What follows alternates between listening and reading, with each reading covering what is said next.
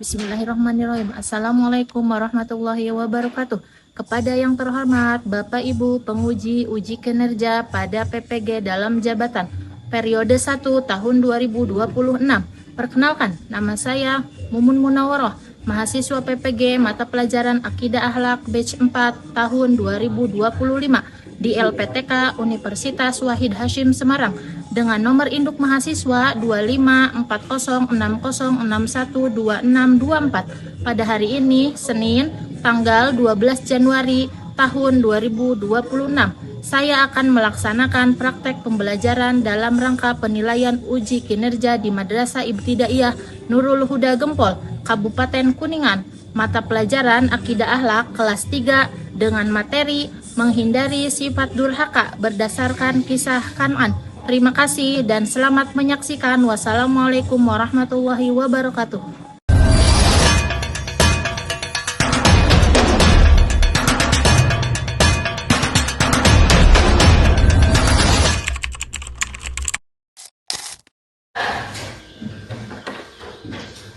Assalamualaikum warahmatullahi wabarakatuh.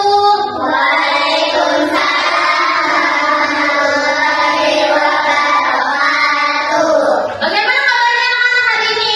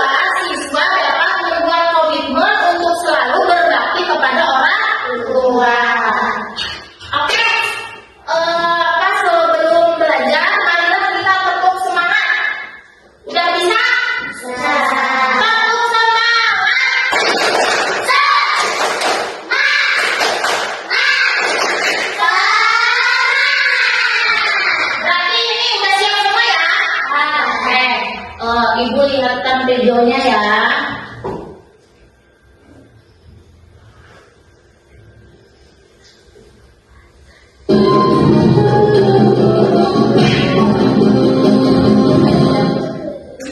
Kisah Nabi Nuh alaihissalam. Setelah Nabi Idris alaihissalam wafat, sedikit demi sedikit iman masyarakat mulai menipis. Iblis dan pasukannya semakin gemar menggoda mereka. Kemudian mereka mulai senang membuat patung. Mereka membuat patung untuk menghormati para pahlawan, leluhur, tokoh-tokoh yang sudah mati. Patung-patung itu diberi nama sesuai nama para tokoh itu.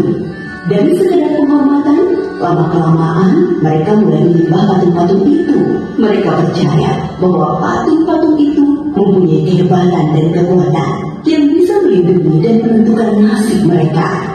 Di antara patung-patung yang disembah itu, ada 5 yang paling mereka agungkan, yaitu Wa'ad, Suwa, Yahud, Yauk, dan Nasr. Inilah asal mulanya manusia menyembah patung dan berhala.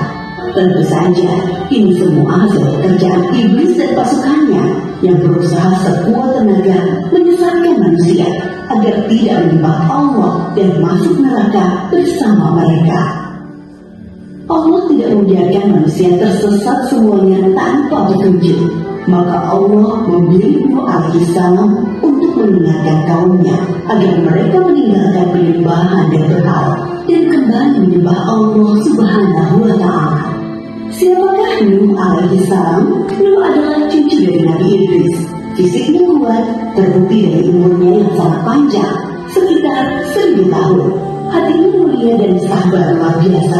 Pikirannya juga sangat cerdas, rendah hati, soleh, dan taat kepada Allah. Nabi Nuh adalah Rasul Allah Subhanahu wa Ta'ala yang pertama. Sebelumnya, Allah hanya mengangkat Nabi saja. Mulailah Nabi Nuh berdakwah kepada kaumnya. Nabi Nuh mengajak mereka untuk memohon ampun atas dosa-dosa mereka dan kembali menyembah Allah agar tidak terkena azab dari Allah. Sangat tekun Nabi Nuh mengajak kaumnya dengan berbagai cara, dengan terang-terangan di hadapan banyak orang, dengan diam-diam mendatangi seorang demi seorang, berulang-ulang siang dan malam selama kurang lebih 950 tahun lamanya. Tetapi sedikit sekali yang mengikuti seruan Nabi Nuh.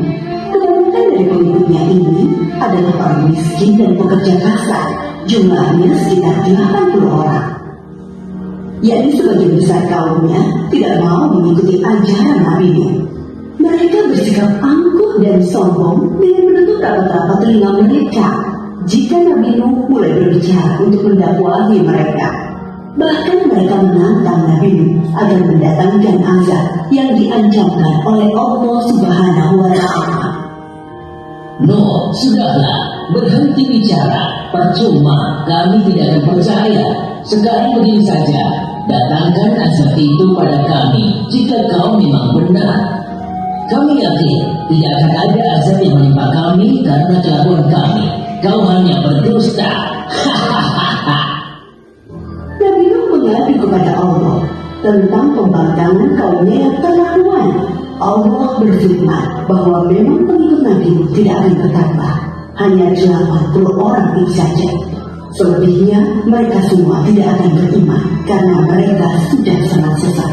Setelah jelas ketetapan Allah bahwa orang-orang itu tidak akan beriman, maka Nabi Nuh memohon kepada Allah, Tuhanku, musnahkanlah seluruh orang durhaka itu dari muka bumi. Mereka yang membuat kerusakan dan melahirkan anak-anak yang durhaka. Kemudian Allah memerintahkan Nabi Nuh untuk membuat kapal yang besar. Pada masa itu ilmu perkapalan belum berkembang dengan baik. Allah mengajarkan ilmu itu kepada Nabi Nuh. Maka Nabi Nuh bersama pengikutnya membuat kapal besar terbuat dari kayu. Kayu itu didapati dari pohon-pohon di hutan di sekitar mereka. Ejekan kaum Nabi Nuh semakin menjadi-jadi melihat pembuatan kapal itu terasa aneh bagi mereka. Apalagi mereka tinggal jauh dari laut. Lihatlah, Terbukti bahwa Nuh gila. apa itu? Bikin kapalnya. Untuk bertanya di hutan. Nabi Nuh dan pengikutnya bersabar dan dan tetap tekun menyelesaikan kapal itu. Akhirnya kapal besar itu selesai. Inilah kapal besar pertama yang dibuat oleh manusia. Kemudian Allah memerintahkan untuk mengumpulkan binatang-binatang sepasang-sepasang, jantan dan betina. Semua diangkut di dalam kapal bersama orang-orang beriman. Semua keluarga Nabi, termasuk yang diangkut ke dalam kapal, kecuali istri dan salah satu anaknya, Kan'an. Mereka tidak mau masuk ke dalam kapal. Mereka tidak beriman dan termasuk orang durhaka. Sementara itu, langit menjadi gelap. Angin bertiup kencang, petir menggelegar, hujan turun sangat lebat. Dari dalam tanah memancar air yang semakin, juga dari dalam rumah-rumah penduduk, dari dapur-dapur mereka. Dengan cepat air membanjiri bumi, makin lama makin tinggi, menenggelamkan rumah, pohon-pohon, dan tentu saja orang-orang di luar kapal Nabi Nuh. Ketika Nabi Nuh melihat sekeliling dari atas, tampak putranya Kan'an sedang menyelamatkan diri dari banjir. Karena kasih sayangnya kepada anaknya, Nabi Nuh berseru, "Anakku sayang, masuklah ke dalam kapal ini. Tidak ada yang bisa selamat dari asap ini kecuali yang berada di dalam kapal." "Tidak, ayah, aku akan memanjat bukit yang tinggi. Pasti aku akan selamat."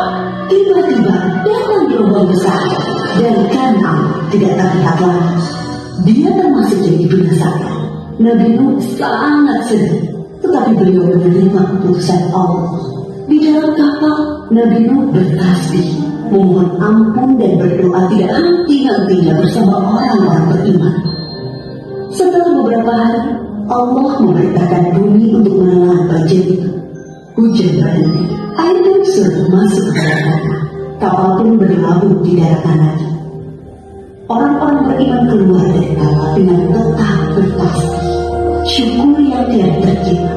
Mereka memulai hidup baik tanpa gangguan orang-orang kafir yang sudah bergerak dibinasakan Allah karena kesesatan mereka.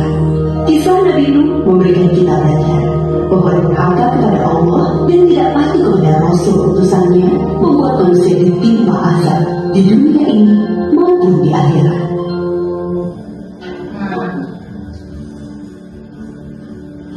Bagaimana?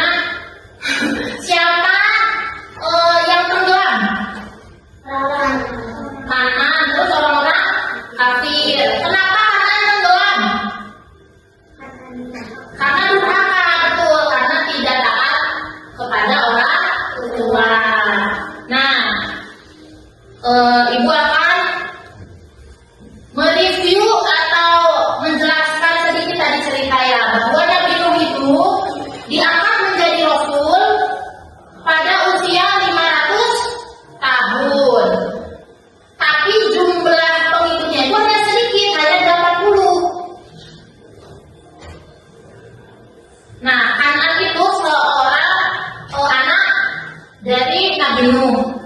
Padahal Nabi Nuh itu kan Rasul ya, tetapi Kanan itu tidak mau ikut dengan Nabi Nuh. Setelah itu Allah memberi azab kepada orang-orang yang tidak mengikuti ajaran Nabi Nuh atau ajaran Allah. Kaumnya itu sangat sulit diajak untuk beriman kepada Allah.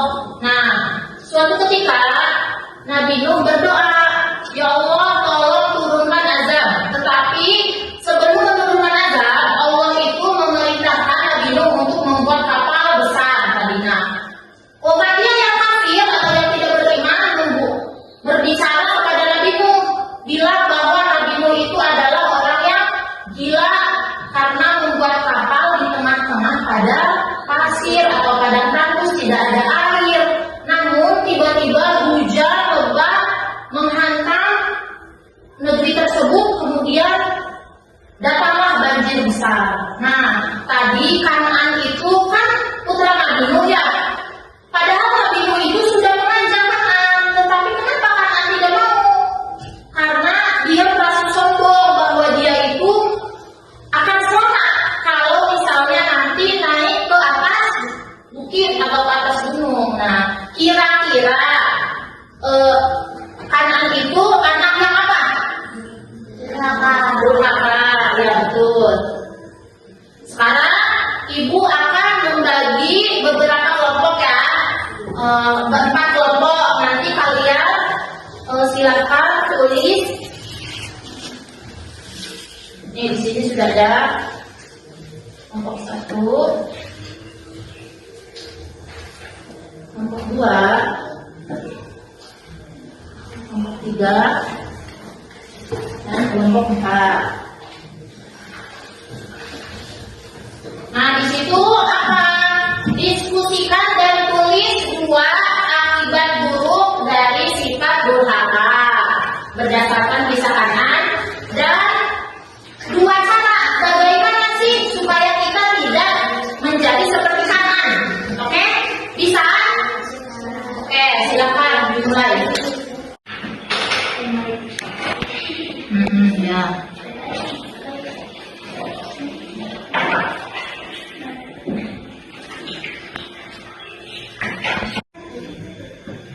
Udah.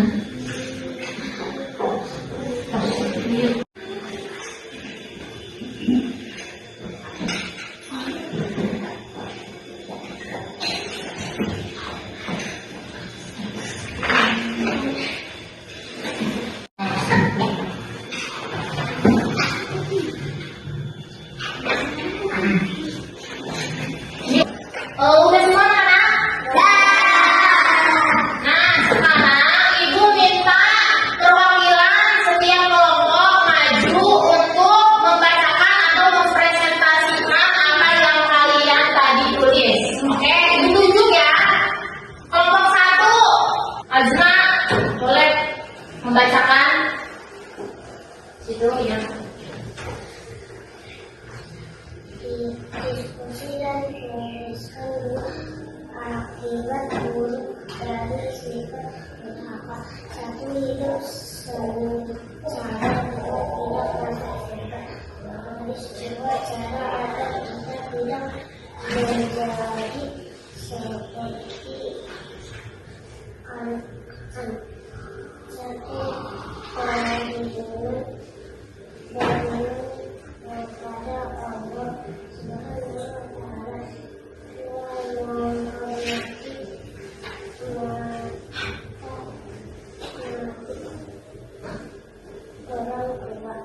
Tepuk tangan untuk kelompok 1. Sekarang kelompok 2 Meka. Oke, silakan Meka.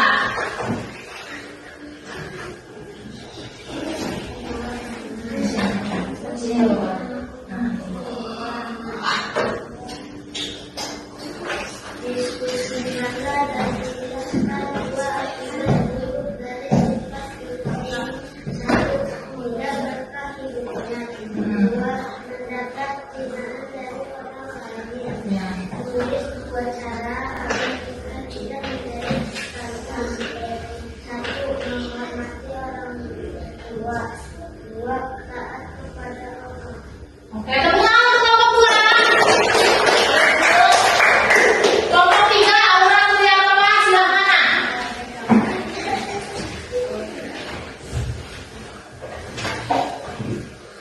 Diskusikan dan tuliskan 2 akibat buruk dari sifat durhaka. 1. Tidak dikabulkan doanya. 2. Tidak diterima sholatnya. Tulis 2 cara agar kita tidak menjadi seperti kanan. 1. Menghormati orang tua. 2. Taat kepada Allah. Oke. Tepuk tangan. Kelompok 4, silakan maju, Kayla.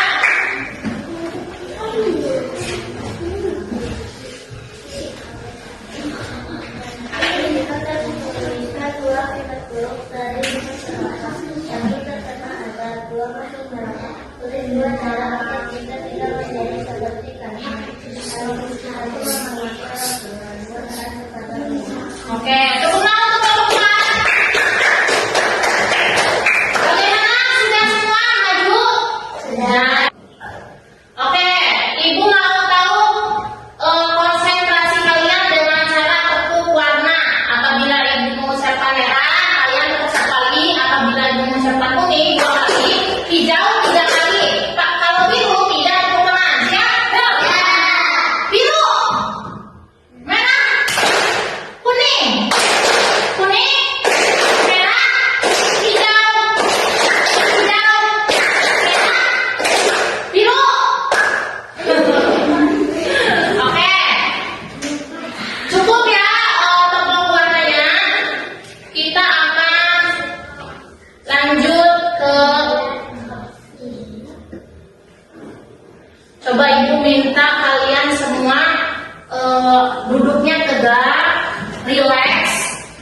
Sekarang ibu minta kalian pejamkan mata.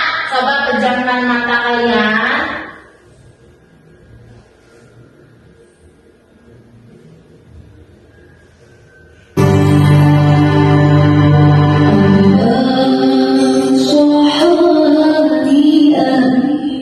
Coba kalian pejamkan mata kalian.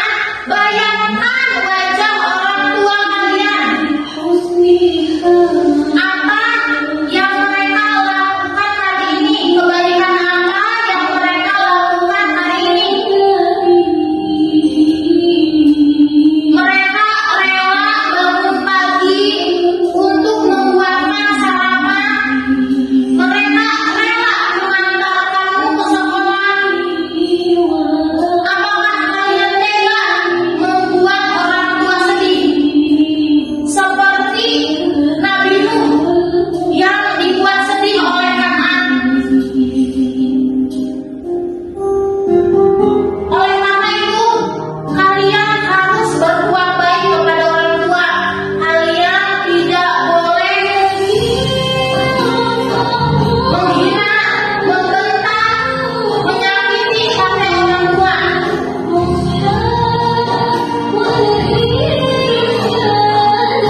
Oke, sekarang ibu minta kalian menuliskan surat cinta untuk ayah dan ibu, ya.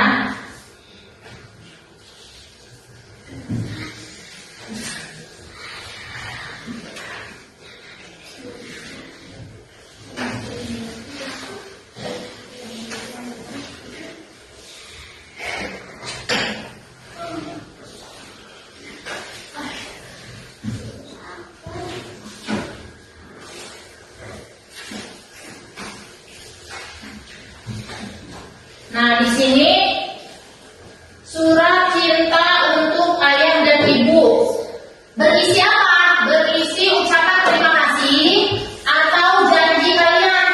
Kalian itu tidak akan apa kepada orang tua kalian. Silakan tulis dulu janji kalian apa kepada orang tua.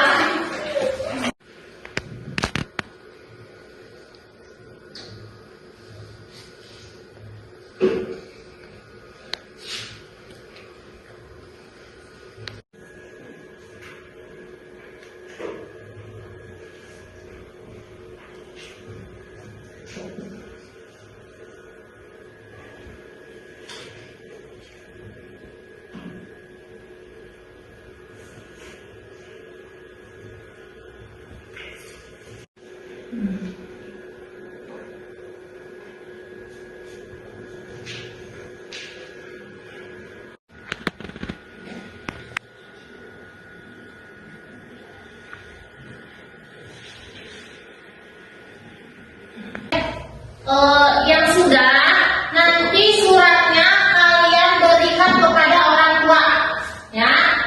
Nanti kalian tunjukkan, Bu, ya ini janji saya kepada ibu dan ayah. Nanti di situ kalian tulis namanya, kan ada ya, kolom nama kalian, kemudian tanda tangan orang tua, ya, bahwa surat ini sudah dibaca oleh orang tua. Minggu depan nanti kasih lagi ke ibu, kumpulkan, paham? Oke, simpan di tas masing-masing, silakan.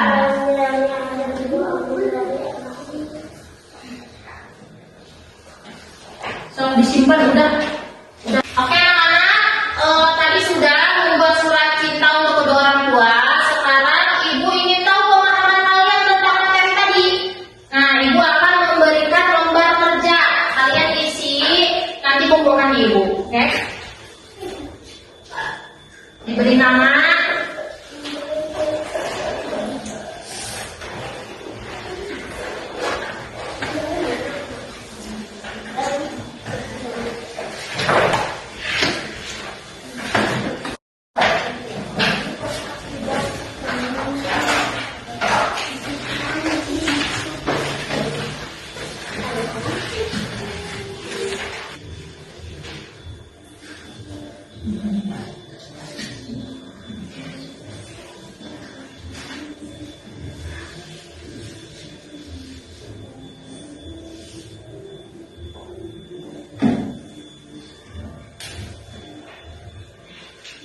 Bisa?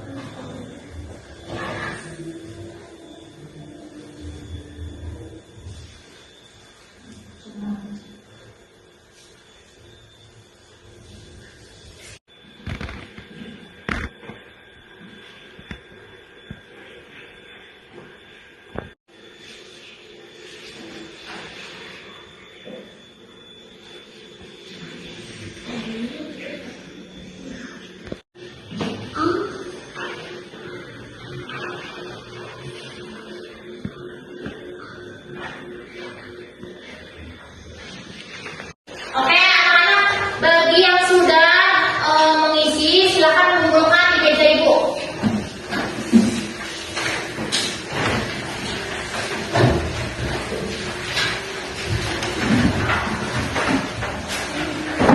Ya, langsung.